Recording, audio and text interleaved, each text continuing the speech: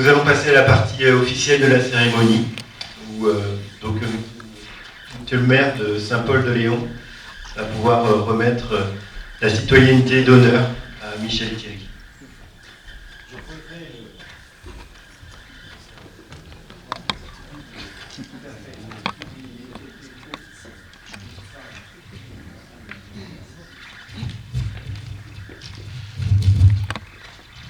Je me tourne vers toi, Thierry. J'ai tendance à t'appeler Thierry. Je sais que toutes les formules sont belles avec toi. En tout cas, tu as toujours le sourire et tu m'as aussi communiqué ça, c'est-à-dire l'humanité que tu dégages et l'humilité surtout, parce que je crois que dans nos fonctions, on a aussi besoin de temps en temps de se raccrocher un peu au sol et de nous dire voilà, un peu plus d'humilité. Et en tout cas, à chaque fois qu'on se rencontre, c'est un peu le sentiment que j'ai. Je ne vais pas lister, j'ai reçu beaucoup d'absences, c'est vrai, aujourd'hui. Le président de l'Assemblée nationale, tout d'abord, que je tiens à excuser, et aussi une personne qui aurait dû en quelque sorte être le parrain de cette soirée, parce que c'est quelqu'un qui mène aussi le combat pour toi, avec toi, le combat actuel. Cette personne a un événement heureux aujourd'hui, c'est pour ça qu'il ne peut pas être là. Il m'a écrit un petit mot que je vais vous lire. Il s'appelle Éric Dupond-Moretti, il est un petit peu connu, et c'est vrai que voilà, il dit ceci: Monsieur le maire, je vous remercie vivement de votre invitation ainsi que de votre implication aux côtés de Michel Thierry à Tangana, dont nous assurons le combat sur le plan juridique et judiciaire. Croyez bien que nous le regrettons, mais notre agenda ne nous permettra malheureusement pas d'assister à cette cérémonie. Nous ne doutons pas qu'elle contribuera à l'avancée de son engagement. C'est tout simple et ça dit beaucoup en tous les cas. En tous les cas, mesdames, messieurs, Michel Thierry, c'est un honneur de vous recevoir ici à Saint-Paul-de-Léon et de pouvoir vous exprimer notre admiration pour ton courage, ton engagement en faveur des droits humains. Cette cérémonie qui nous réunit, je l'ai dit tout à l'heure, est hautement symbolique. Un citoyen d'honneur se distingue des autres par son engagement, son talent, ses compétences. Il est l'image de la ville, il représente la ville. Le titre honorifique que nous décernons, alors des fois je tutoie, des fois je vous vois. J'ai écrit mon discours sur le vouvoiement, mais tu me pardonneras. C'est vrai que ce titre honorifique que nous te décernons aujourd'hui est un hommage à l'homme que tu es, à ton combat, à ton engagement et à ton courage. Ça a été dit, victime de la plus longue détention arbitraire à l'étranger pour un citoyen français à l'époque contemporaine. J'ai envie, parce que je sais que plusieurs parmi vous ne connaissent pas forcément tout le parcours, et j'ai envie de faire ce retour en arrière. Ingénieur financier pour un grand groupe, Thierry retournera au Cameroun, son pays natal, en 1992 pour l'installation d'un comité de pilotage et de suivi des axes routiers franco-camerounais, chargé entre autres de trouver des financements privés nécessaires à la construction d'axes autoroutiers. 2 années plus tard, Thierry est nommé à la tête de ce comité par le président Paul Biya.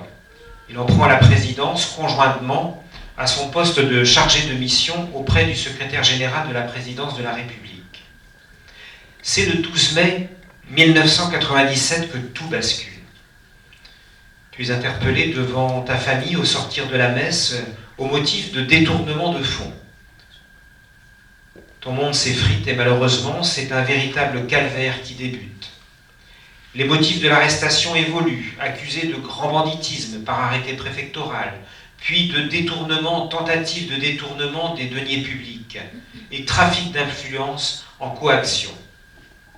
Tu es jugé et condamné le 3 octobre 1997 au terme d'une audience nocturne, sans avocat, à 15 ans de détention.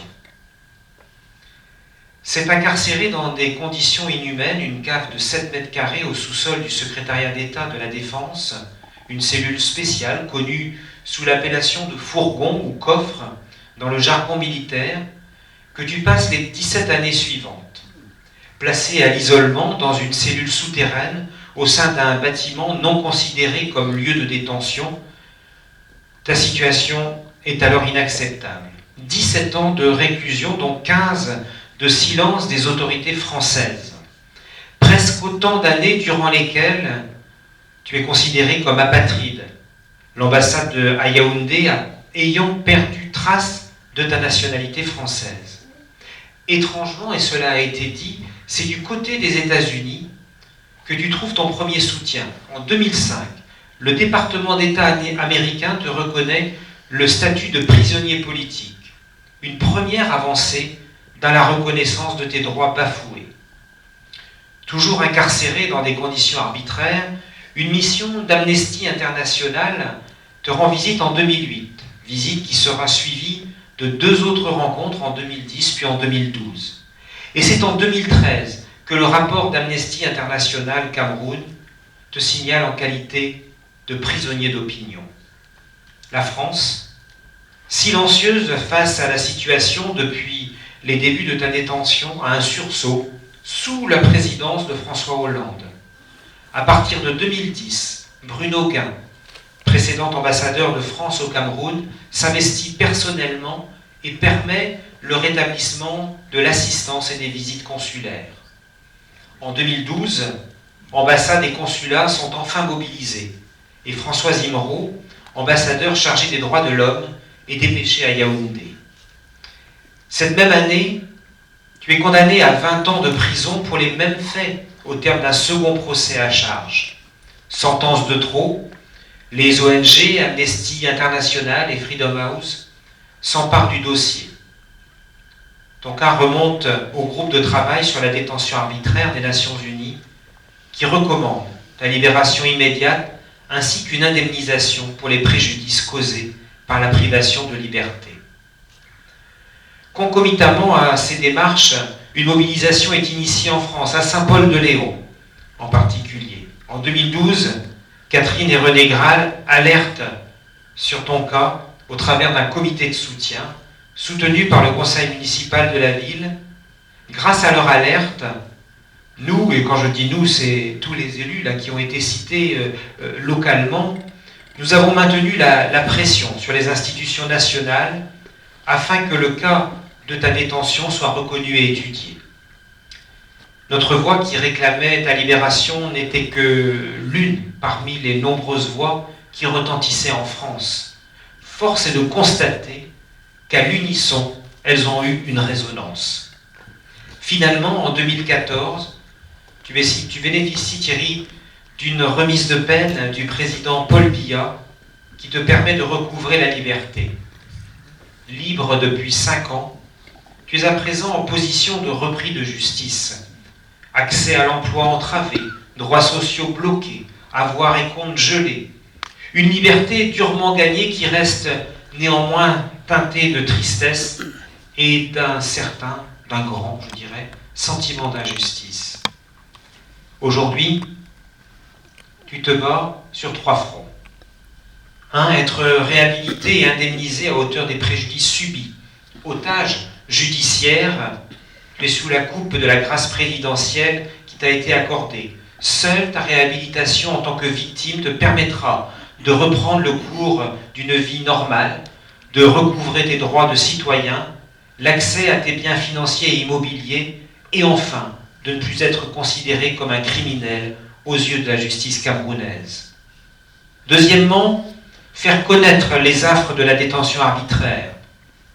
De nombreux concitoyens sont détenus actuellement à l'étranger. En 2016, près de 518 Français sur les 2558 détenus l'étaient sans cause connue et ne bénéficiaient d'aucun soutien de leur consulat.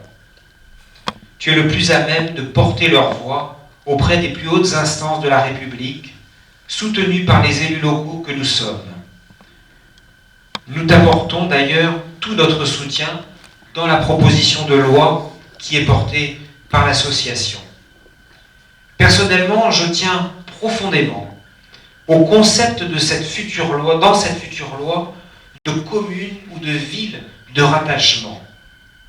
Car, à mon sens, rien n'est plus fort pour le citoyen français que cette notion de racine, cette notion de ville, de commune de rattachement. C'est vraiment se garantir le soutien fort d'un maire, d'un conseil municipal, de la population de cette ville d'appartenance, qui sont en quelque sorte les lanceurs d'alerte initiaux.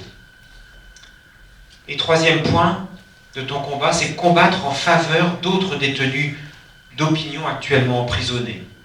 Trop nombreux sont les détenus d'opinion, et tes 15 années de réclusion, aussi éprouvantes qu'elles aient été, ont débouché sur une perspective d'avancée pour les ressortissants en captivité. Généralement, sans recours, ces citoyens ont eux aussi besoin de soutien et de protection.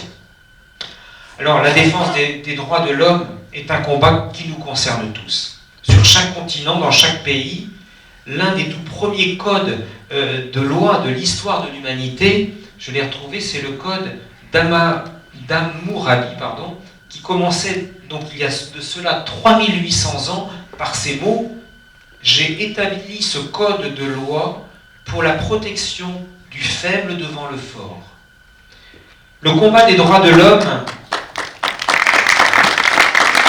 c'est vrai que c'est 3800 ans, c'était déjà écrit.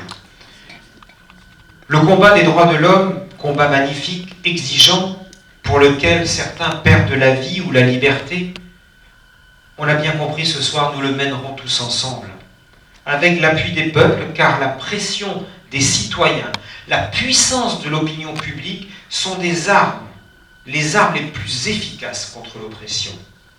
La déclaration de 1948 a donné aux hommes l'instrument dont ils ont besoin pour dire quelle est la loi à ceux qui la bafouent. Manifestation d'une conscience universelle, elle place le droit au-dessus des États et l'homme au cœur du politique. En ce nouveau siècle, elle est le socle du nouvel ordre juridique mondial qu'il nous revient de construire pour que puissent exister désormais des citoyens du monde libres et égaux. Le combat des droits de l'homme se confond avec le combat pour les valeurs de notre République, qui sont depuis plus de 2 siècles les valeurs de la France.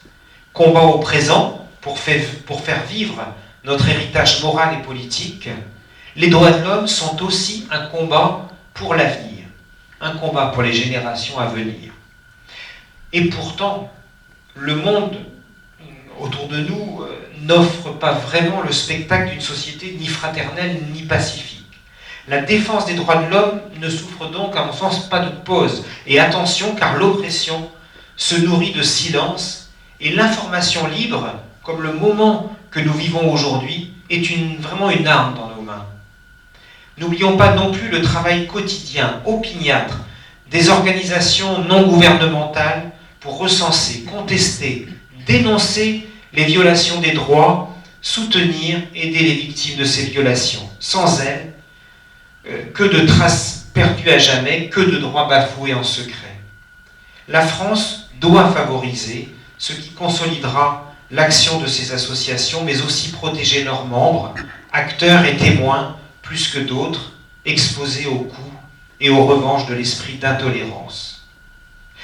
Et puisque je parle d'acteurs et de témoins, comment ne pas se tourner en cet instant vers Michel, qui est venu non sans peine jusqu'à nous en ce jour, à donner entre tous l'exemple de ce que signifie la consécration d'une vie par la pensée et par l'action à la cause de la liberté. Grandeur de l'esprit, courage d'être. Nous puiserons plus de force encore dans cet exemple, dans ton exemple, afin d'accomplir la tâche qui ce soir, je le redis, nous rassemble. Ton combat, Michel, pendant 17 ans, se poursuit. Il est important, tant pour toi que pour tous nos concitoyens détenus dans le monde, de le faire perdurer. Au-delà de ton parcours, de l'homme que tu es, des valeurs que tu défends, je suis très heureux de te décerner le titre de citoyen d'honneur de la ville de Saint-Paul-de-Léon, au nom de cette ville et de ses habitants.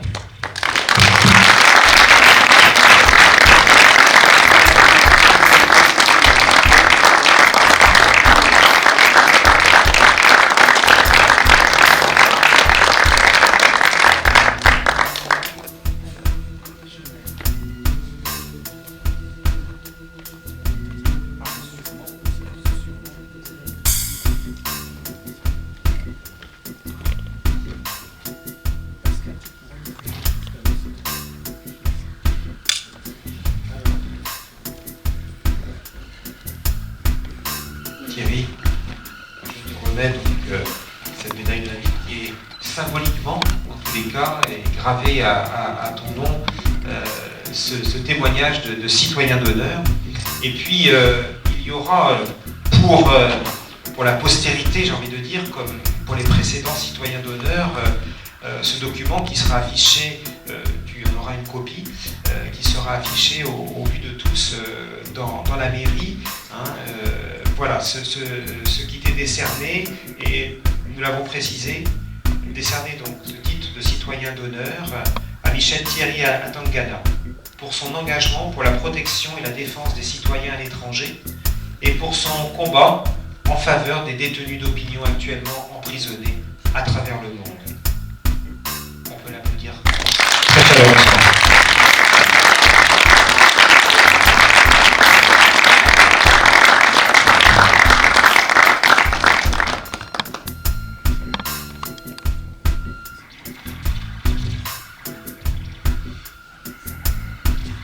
Évidemment, le mot de la fin, il nous appartient.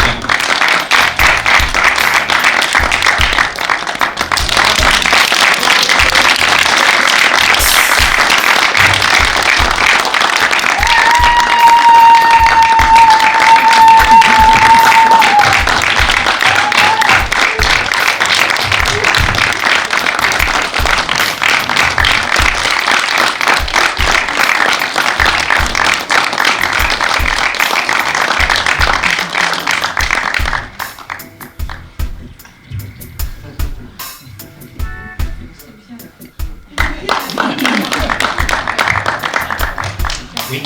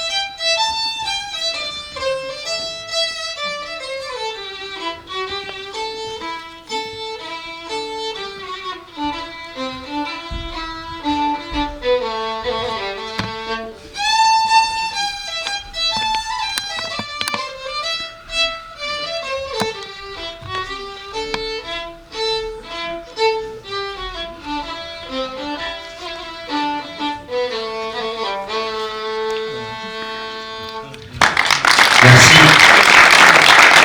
Alors Thierry, juste aussi de te donner la parole, pardon, normalement il ne faut pas bouger, j'ai bien compris, le micro, sinon il ne fonctionne pas. Mais vois-tu, c'est pas grand-chose, mais c'est aussi très symbolique.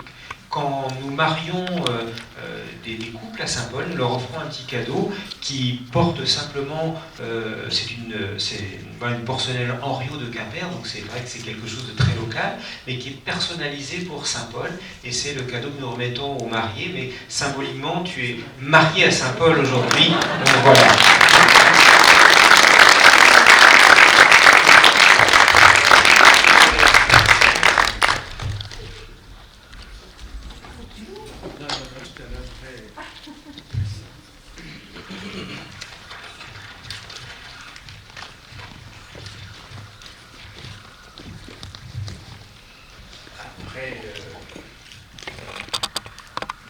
Tout ce qui a été dit, j'aurais du mal à m'exprimer. Vous devez pouvoir le comprendre. Je n'ai rien à ajouter. Sauf pas un mot que je prononce souvent, très souvent. Mais je sais que ce mot-là n'a pas beaucoup de sens. Pour certains, mais pour moi, c'est important. Dis merci. Vraiment, il faut que...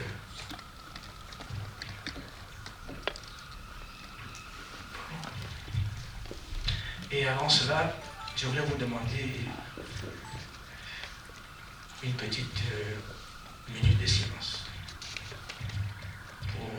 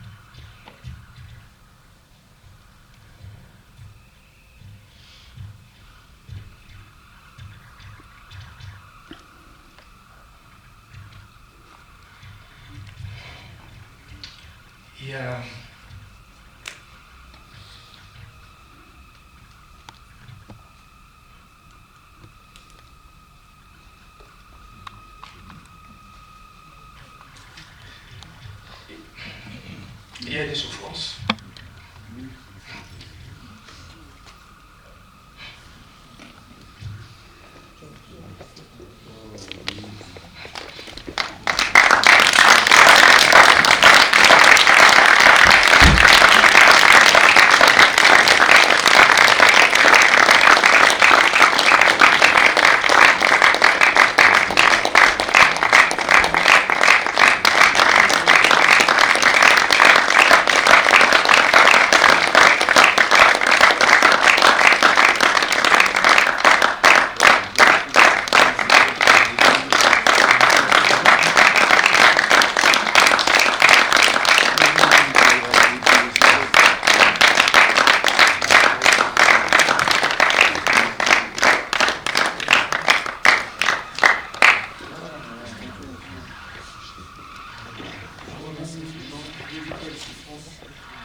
Vous savez, ma mère est morte.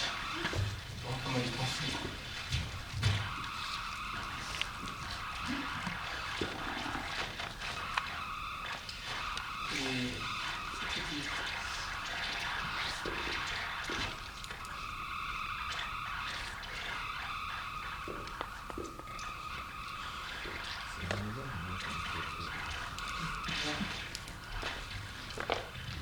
Aujourd'hui, je voulais aussi qu'elle soit associée à cette belle fête.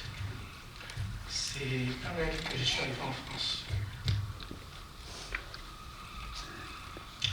Donc, c'est une part de moi que je porterai toute ma vie. Ça a été très très difficile. Et ma soeur Marie-Noël aussi n'a pas supporté cela. Elle est morte. Et aussi des hommes qui m'ont accompagné dans ce combat, qui m'ont aimé, qui ont pris des risques. Je voulais vous dire que Pijijaoui est venu me voir clandestinement au 7. Et je voulais qu'ils soient là aujourd'hui pour voir que la résilience, la persévérance, l'espérance peuvent porter des fruits. Et c'est pour eux que je veux mener ce combat jusqu'à son terme. J'ai refusé tout ce qui m'a été proposé, qui n'était pas en lien avec les valeurs que le maire a annoncées tout à l'heure dans son propos que j'estime extraordinaire. J'aurais fait aujourd'hui, monsieur le maire, avec le conseil municipal,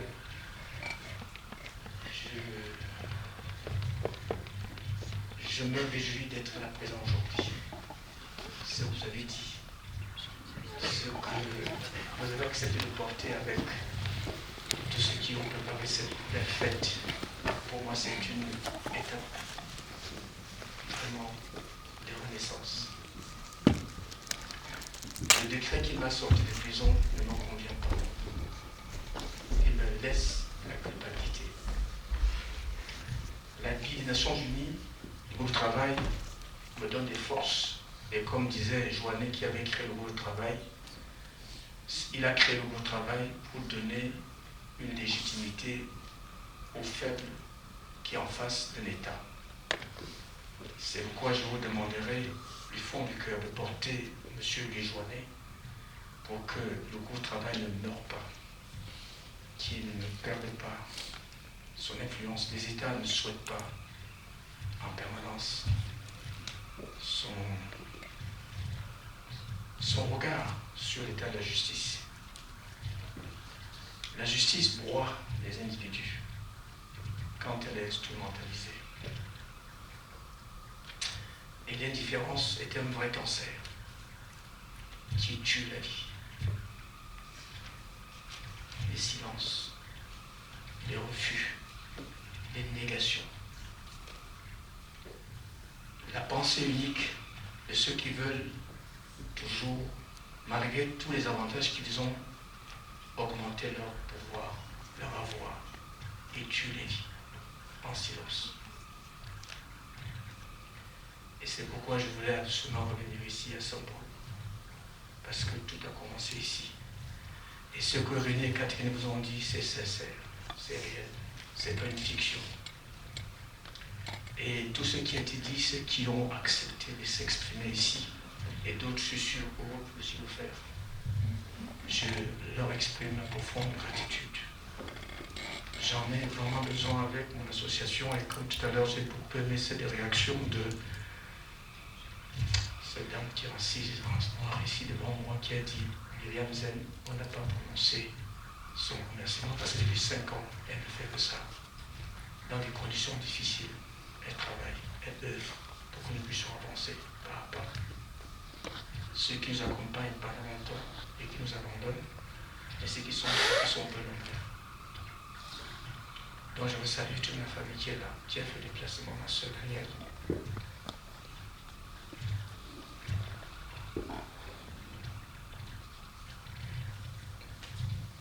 Et pour là.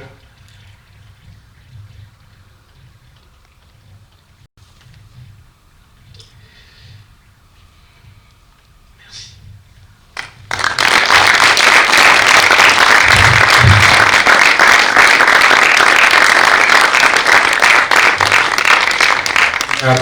Mais écoutez, après ces moments, voilà, pas de mots, c'est beaucoup d'émotions que nous avons ressenties, échangées, et voilà, maintenant, on a besoin de se ressourcer un petit peu. Donc on va marcher tranquillement vers la mairie ou prendre la voiture si vous le souhaitez. Pour ceux qui ne connaissent pas Saint-Paul, Saint-Paul n'est pas très grand. Vous avez par contre des repères. Vous avez le plus haut clocher breton juste là quand vous sortez. Et après, si vous montez un peu, vous allez voir, il y a une cathédrale en plus. Hein. On en a de belles églises. Saint-Paul monte vers le ciel déjà. Et donc, juste derrière la cathédrale, il y a la mairie. Donc on s'y retrouve tout de suite pour partager ensemble un verre de l'amitié et poursuivre cette soirée riche d'émotions.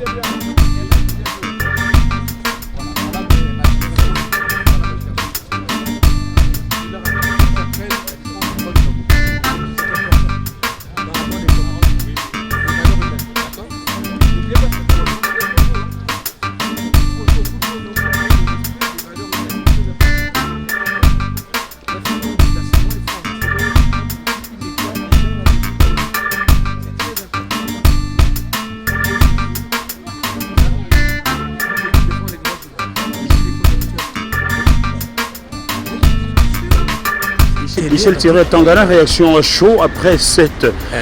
Un peu plus tard encore, je suis encore un peu trop ému. À chaud, il faut quelque chose. Tout à l'heure, on aura la soirée ensemble, on va pouvoir discuter. Je suis encore trop ému, trop ému. Pour le moment, il faut que je rassemble mes idées avant de vous parler. Merci. Merci.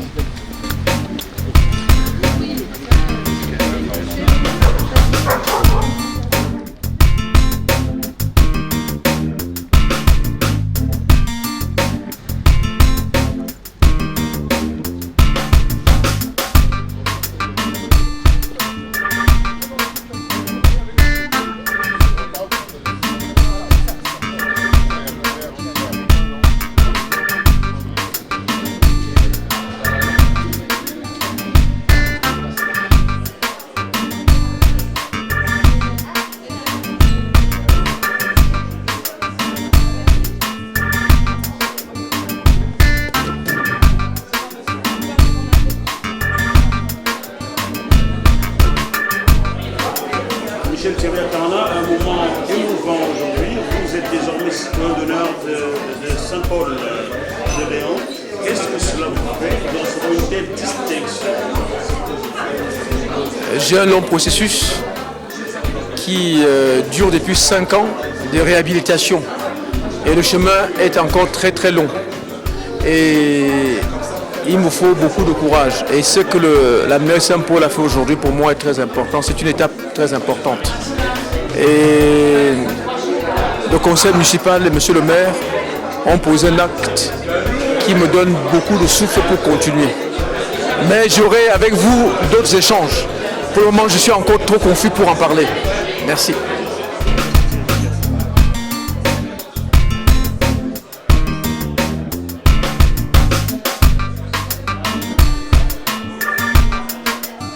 Cas de Michel, voilà, on voit bien, il a des racines, il n'est pas citoyen de Saint-Paul, on pourrait dire ça, mais pour moi oui. Pour moi oui, parce que quelque part, il est accueilli ici par des personnes qui sont comme ses frères et sœurs. Mais moi, le message que je veux passer aussi à mes administrés aujourd'hui, c'est que demain, moi comme eux, nous pouvons nous retrouver dans une situation de Français à l'étranger, et il faut absolument quelque part que l'on arrive à vraiment définir précisément cette notion. Alors, alors je reviens encore sur ce à quoi je tiens, c'est-à-dire la ville, la commune de rattachement, parce que voilà, on peut très bien ne pas avoir de famille dans un endroit, mais y avoir vécu pendant plusieurs années, et puis le jour où vous avez la tuile qui arrive, eh bien il faut pouvoir faire appel à son maire pour ça. Et moi je crois que ce pouvoir-là, nous ne l'avons pas aujourd'hui. Quelque part, tous les témoignages que j'ai entendus aujourd'hui me font dire que demain c'est du domaine du possible, quoi. Que réellement on peut être un citoyen, voilà, un Saint-Politain, par le biais de ce que l'on a créé en termes de liens localement.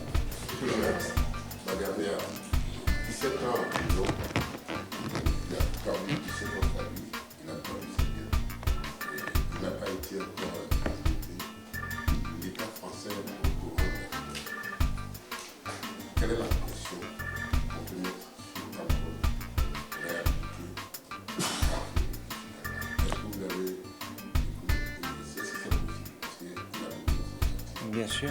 Bien sûr. Alors, je crois que nous avons la chance d'avoir parmi les personnes, les nombreux députés et sénateurs qui s'occupent donc de son dossier à Michel actuellement, des sénateurs et des députés de la majorité présidentielle.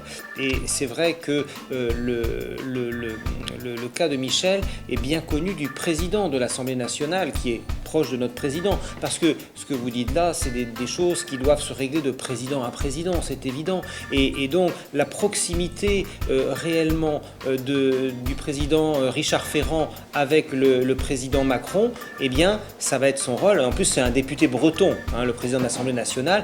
Donc, quelque part, il ne reste pas grand-chose à mon sens. Après, c'est une question de volonté. Hein, et là, je crois qu'il y a un challenge entre les mains de notre président à nous, quoi. Hein. Non, mais sans peut-être effacer le Cameroun comme un petit pays où rabaisser, la France, quand même, c'est une super puissance. Oui. Vous pouvez, la France peut agir aujourd'hui pour les démis de celles qui travaillent Ah bah oui, français, tout à fait. et qui a perdu de l'argent, qui a perdu 17 ans. Tout à fait. Ah non, c'est pas rien. Et je pense que, et je pense qu'en tant que citoyen français, comme vous dites, la France a aussi cet effort à faire, évidemment. Hein, la balle n'est pas que dans le camp du Cameroun. Merci, monsieur. Comment analyser les différences de la France de ces temps-là et sur ces années? Cette indifférence, effectivement, moi j'en ai pris conscience progressivement en m'intéressant à sa situation. Et voilà, je me dis réellement qu'il y a certainement des enjeux derrière tout ça que nous ne mesurons pas, hein, certainement, et des relations. On est dans le domaine de la diplomatie et des tenants et des aboutissants que nous, je dirais, à notre niveau, nous n'avons pas.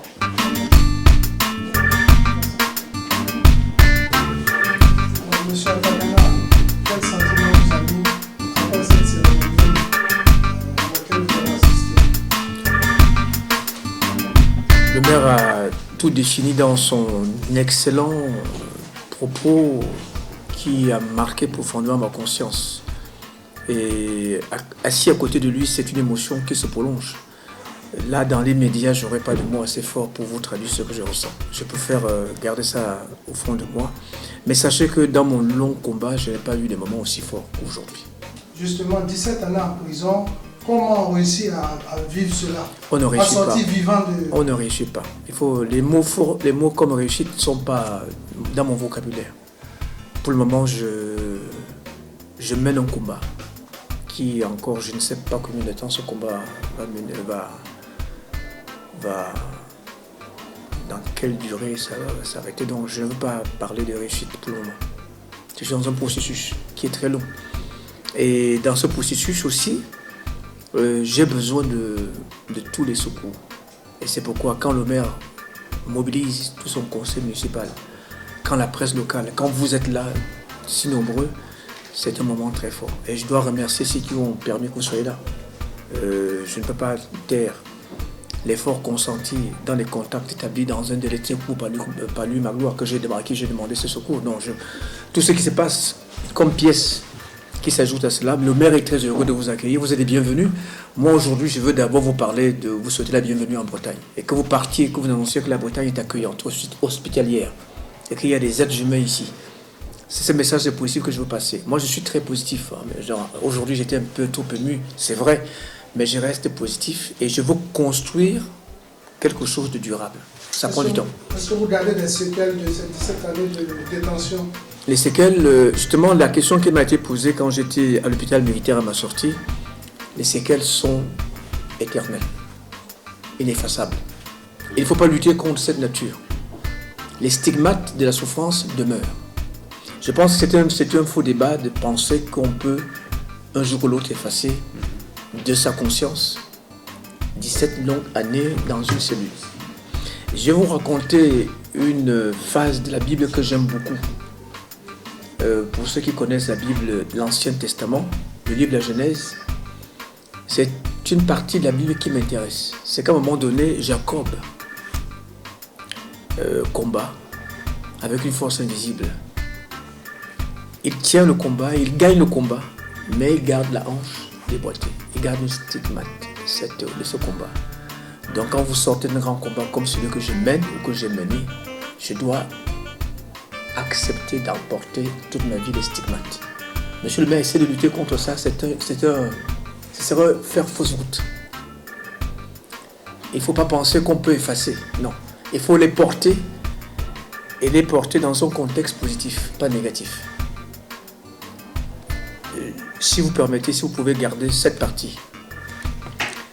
Le premier effort à faire, c'est sur soi-même. Pas de haine, pas de rancœur, pas de haine, pas de revanche. Porter en conscience ce qu'on a pour faire avancer les causes objectives de l'humanité. C'est très important. Et quand une cause avance, quand on arrive à libérer quelqu'un, les stigmates sont moins lourdes à porter.